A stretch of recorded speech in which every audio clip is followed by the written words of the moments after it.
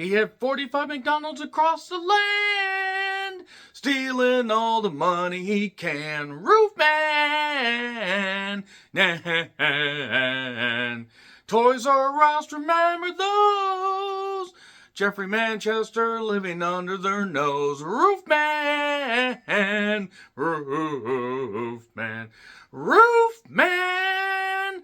Jeffrey Manchester must try to stay ahead of the cops on his tail, and he finds some love in Lee, played by Kirsten Dunst, but he will not be able to get away from the cops' pursuit. Roofman was written and directed by Derek Cianfrance, who did Blue Valentine as well as The Place Beyond the Pines and Sound of Metal.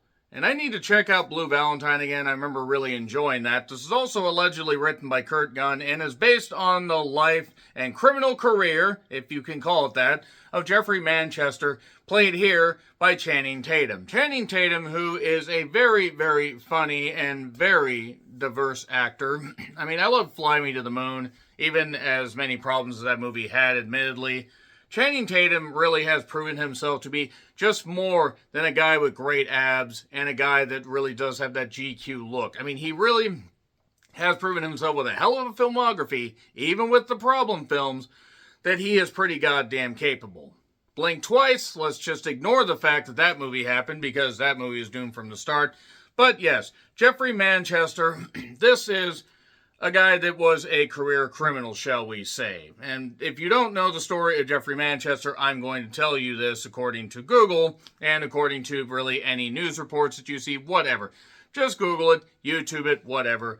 He committed some robberies, 45 McDonald's. He also robbed some other places. And he would steal money. He had 3 kids. He had, well, the mother of the children that he was kind of at odds with. And even though he was kind of living high off the hog, he did end up getting caught. He ended up escaping jail, and then this is the period that tells that story. That's pretty much it right there. So it's a dark comedy with some attempts at romance and some attempts at basically trying to humanize this guy that really is just a career con artist that while he may have not necessarily treated anybody as far as anybody he robbed rudely and tried to be nice, he never parlayed his skills to actually contribute anything positive to society, and this is a very surface-level look at a man that might have had a reason for committing this stuff beyond just being really good at it, not wanting to apply his smarts or anything else, of note to society in a positive way. And I don't really know why the fuck people were praising this and lavishing this thing with so much praise and saying it was emotional and all that, because I didn't find this guy to be very interesting at all. I did not find the story to be very interesting at all. It is a 2-hour slog.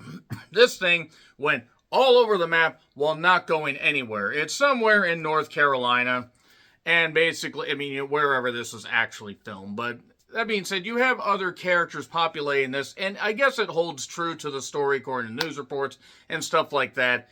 But this was the Regal Mystery movie. That's why I was able to see this a few days early, and thank God, because I was able to see this with an audience that was sort of engaged, and I like Channing Tatum. Kirsten Dunst is in this. I love Kirsten Dunst. Lakeith Stanfield, he's great. He really needs a better agent, though, because this is better than Played Dirty. Then again, I have shat things out that were better than Played Dirty. But this guy really, besides, I really hope he's getting paid well, because I'm sorry, this guy is too gifted, this guy is too funny, this guy is too well-versed to be reduced to characters like this. And other than that, really, we really just see Jeffrey lie, BS his way through this stuff. And yes, he has ingenuity, he has smarts. And it also proves that really, sometimes the worst people or, bad people could be right under your fucking nose. And you may not actually be aware what's behind that wall. What's behind door number 3, Cindy? Oh, and also Peter Dinklage is in this. Because, we need to represent short people, as Peter Dinklage didn't want anybody in Snow White to actually get any payday, or at least any short people, hence all the digital, dwarves, almost said elves. That would have actually been better than what we fucking got in Snow White. Yeah, Peter Dinklage, a guy that wants to be taken seriously as an actor despite the fact that he needs a step stool just to reach the second shelf. That being said, look, I'm sorry. Peter Dinklage rubs me the wrong way, which sounded less dirty in my head. So, read up on the guy. This basically takes place in the lead up to an arrest that happened that landed him in jail, and then he escaped that jail, and then he was basically... Remember Toys R Us? Who remembers Toys R Us? My God, I loved going to those when I was a kid. I even remember going to those when I was in my 20s before they really started to shut down. And man, those aisles seemed a lot, tighter as an adult. But he does end up, basically inadvertently falling for Kirsten Dunst's Lee. It's hard not to fall for Kirsten Dunst at this point, I do want to say. And I still adore her. I think she's great. First liked her when, being around the same age is just wild to see that she's, having a career resurgence here. Civil War was a particularly good movie. But, how she started an Interview with the Vampire and all the way up to this stuff and everything, it's just a hell of a trajectory, just right on up there. But she really is a very good actress. I just wish that all these characters were given a better script. Because Derek has proven himself to be a very good filmmaker. This movie is just at odds with itself. It wasn't just keeping you at arm's length. I was across the fucking room barely able to hear what this thing was saying. Had they trimmed this down just a little bit, had they cut a few scenes down by a bit, just something about this just irked me. And it irked me to the point that it was pushing me further away to where it was testing my patience. I actually nearly left about 40 to 45 minutes. And besides cutting this review, I kind of wish I had. I would have saved time. I would have been able to get back to sleep sooner because I have a whole bunch of work to do. I got more horror movies to review. But no, here I am reviewing Roofman. By the way, sorry to all the Soundgarden fans that hated that intro. I hated doing it too. But I could have done it about Philip Seymour Hoffman because he was the original Spoon Man. Moving on. Sorry, this didn't grab me. This just really didn't. And while I understand that maybe he wasn't a murderer, this kind of stuff, he was smart. It also proved kind of how dumb some people are. There were lines in this like, oh, if you make yourself useful in jail, you can kind of move around and everything and almost like get some advantages and stuff like that. And he sees things that other people don't see. Sees things in ways we see him robbing people. We see him robbing a McDonald's. And various things. And don't get me wrong. Had they made it about where he tried to get jobs, he tried to do this, and he just was pushed down by a system and eventually said, that's it, I fucking had enough, I'm going to commit crimes, I wouldn't have necessarily still found sympathy for him, but I at least would have understood. They don't give us any reason to really care about this guy other than he wants to take care of his family, but then, in doing so, he knew he was going to get caught, and it just, none of this works. I'm sorry, just none of this works. I like Channing Tatum, I like Dunst, I like the cast, but for every laugh that landed, you had Peter Dinklage trying to be a serious actor, despite, I just don't buy him as a serious actor. I didn't really buy him as a serious actor in the Hunger Games prequel.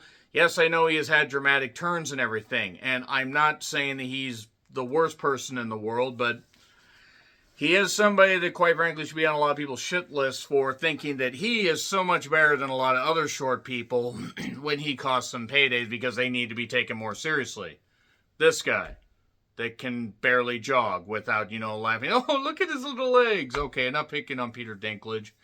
This just didn't work. If you liked Roofman, that's fine. I really don't get why people were lavishing it with praise. It's in theaters soon if you want to check it out. 3, 2, 1. Spoilers. So, I actually did spoil quite a bit of it already.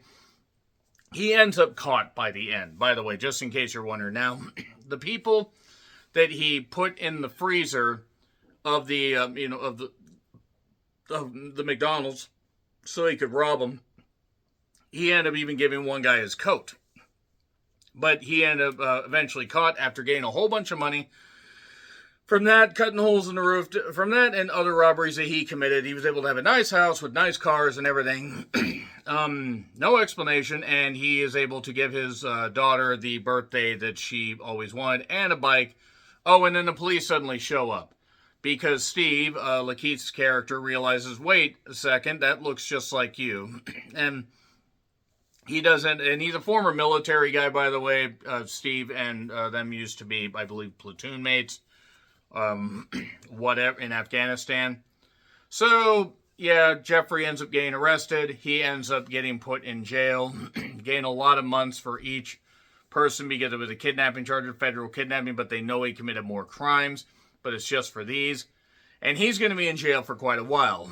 He then ends up escaping somewhere around June of 2004 by, by figuring out like a way to measure a board and measure the thing and get like a little bit of a lift deal where he has a hiding compartment under this truck and he ends up escaping. I'm skipping over quite a bit of this stuff because none of it is really particularly interesting.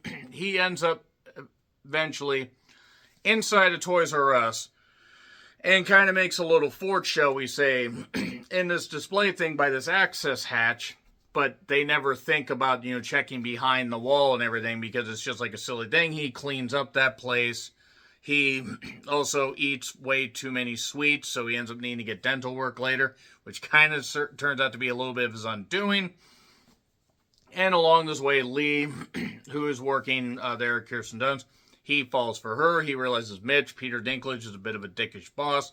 There's a side character, Otis, an employee that is supposed to be like kind of not necessarily bumbling, but just one of those guys that doesn't really like confrontation and everything, doesn't really want to stand up to the boss. I can identify as somebody that worked retail. It took a while for me to grow a spine as far as staying up to people.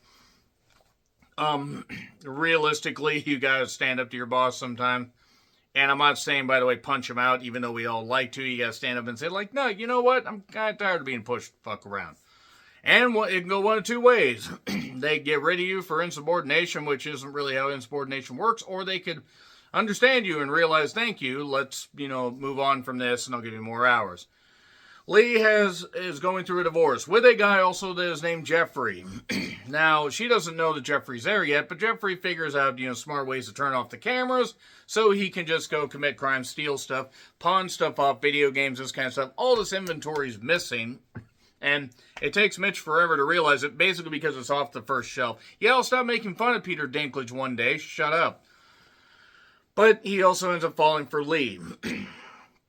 He ends up realizing she needs weekends off, or every other weekend off, so he hacks into the deal, figures out the password, and changes the schedule on Mitch's computer, and does that.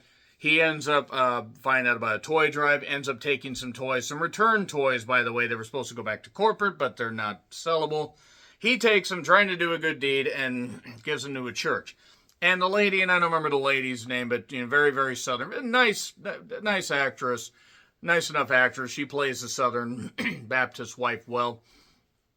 Oh, here's this bag. Well, if it's not trash, you could bring it here. I'm not going to walk there in all those heels. Oh, it's too heavy for me. You want to bring it inside? Oh, way to get people into church. There is a church literally not even a mile from my house. Like, I'm not kidding. I could walk there in 10 minutes. I don't want to because I don't like churches. But he ends up getting ingratiated. He falls for Lee. Lee has a couple kids. Dee, who's a younger kid, and then also Lindsay, that is the older, the teenager, the angsty teenager, emotionally unavailable, is on her deal. And meanwhile, he's trying to contact Steve with, to figure out what he can do and everything. But in trying to escape, he also ends up falling for Lee. Hard not to fall for Kirsten Dunst. They even end up having a little bit of the intercourse and stuff like that. And all the while, he even tries before contacting his daughter, but his, former squeeze wants nothing to do with that. If you call again, I'm going to call the cops. How do you know where he is? But again, he's just a little bit smarter than everybody else. It's really a fucking idiot. And he ends up still doing the stuff at the Toys R Us. He's showering and bathing and stuff like that in that goddamn, in the bathroom and stuff like that, and rinsing himself off. I mean, I guess they wouldn't have employee showers there at Toys R Us. I guess you don't want Jeffrey the giraffe. Oh, yeah, I get it. Oh, I get it. I see what they did there. I mean, I know that was his actual name, But nevertheless, by the way, he also takes on the alias John Zorn.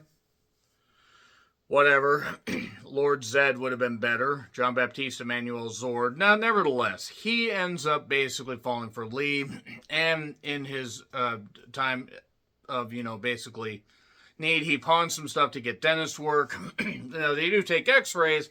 Well, even though he gave him a fake name, they can identify you by x-rays. And if you're in the area, even if you're not exactly in the same part of town, even if you're in a different city, people can find you. And while helping Lee with her church, falling for Lee, giving the kids gifts and stuff like that, there is this theme that overrides this thing. We don't need all this stuff. We just need time with you. That's what his family needed. But he abandoned his family by being an idiot, by the way. I'm sorry. I cannot get over how idiotic this guy is. Whether he was nice to the people he robbed, whether he didn't really have good intentions. I don't have any sympathy for this motherfucker. I don't understand how other people did. If you did, it's fine. And basically what it comes down to is he eventually gets a hold of Steve. He gets a passport photo, and it's going to cost a lot to get him out of the country, $50,000. So he's got to knock over this pawn shop that he's got to get a gun from this pawn shop, same pawn shop he pawned stuff off at before. And because it's the holiday season and everything, and I would have worn the Christmas hat, but I realized, you know what, only a little bit of this takes place around Christmas, and I don't feel like using the hat. Play Dirty took enough place enough around Christmas. I will bring the Christmas hat out for more Christmas horror movies and other Christmas movies. I promise. This movie just isn't worth it. This movie is agonizing. Speaking of agonizing, the attempts at emotional depth and stuff like that just don't fucking work. And essentially, while looking and listening on headphones and stuff like that, and figuring out the system of when cash is picked up and stuff like that, he's continuously falling for Lee. Even at one point, the first time that he meets the kids, he gives Dee a Link doll and the Nintendo GameCube Legend of Zelda: The Four Swords. I thought that was just a Game Boy, maybe not color, but DS, and maybe it was a DS. I don't remember. Maybe you could hook the DS up for the GameCube. Nevertheless, deep cut for video games fans. He eventually changes her schedule and says 7:30 to 10:30, and he mentions that there's some trip that he has to take, that he takes the thing for the passport, and then he is going to do the robbery. And he ends up doing the robbery, but unfortunately the security guard, he wants him to get down. He doesn't. He punches him out and ends up really hurting the guy. Otis is even calling him a bully, this kind of stuff. He zip ties everybody except Peter Dinklage because they don't make those. You can't zip tie a child, at least a child-sized person. That's just cruel. So he manages to get the cash out and says, take the one with the paintball deal, the powder thing out. And he doesn't. It goes all over Peter Dinklage. That's what you get for getting those 7 people out of a payday for Snow White, you little short shit. And then, just as he's doing the robbery, he sees that Kirsten Dunst is there. And she sees that he's a white guy. She didn't see his eyes. She did. She knows who it is. And since it's around Christmas, he's going to leave on Christmas, under the guise of whatever. But then he decides to stop over for Christmas dinner because she calls him. Well, it turns out that it was a setup. She has him arrested. And he basically gets arrested by the people. And he is an idiot.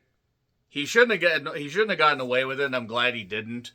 For all the money he stole, for all that stuff. Corporate greed or not, this guy hurt a lot of people. At least emotionally, and that sometimes is worse. Betrayed a lot of people's trust. Was a guy that probably could have done a whole lot better with his life, but just refused to.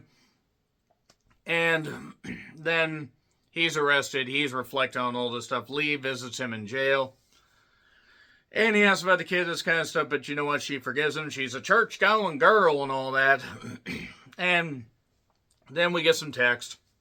He ended up trying to escape again in 2009 and 2017, and his sentence is until 2036, by the way. So he's going to be an old man by that point. Lee has since remarried, hopefully not to a guy named Jeffrey. And then we get actual news reports of like what Jeffrey did, the McDonald's employees, all that stuff. And I'm sorry, but if this is supposed to be something that's supposed to humanize or be an entertainment portion of this obscure guy that did what he did, I'm not buying it. I wasn't into it. I didn't really care for this at all. It didn't work for me. I'm sorry. Just not very good. Agree, disagree, what I said. Like, share, subscribe, Twitter, Letterboxd, Blue Sky handles in the description. I'm John Redland. Until we go across the roof again, hopefully to a better movie, happy trails to you.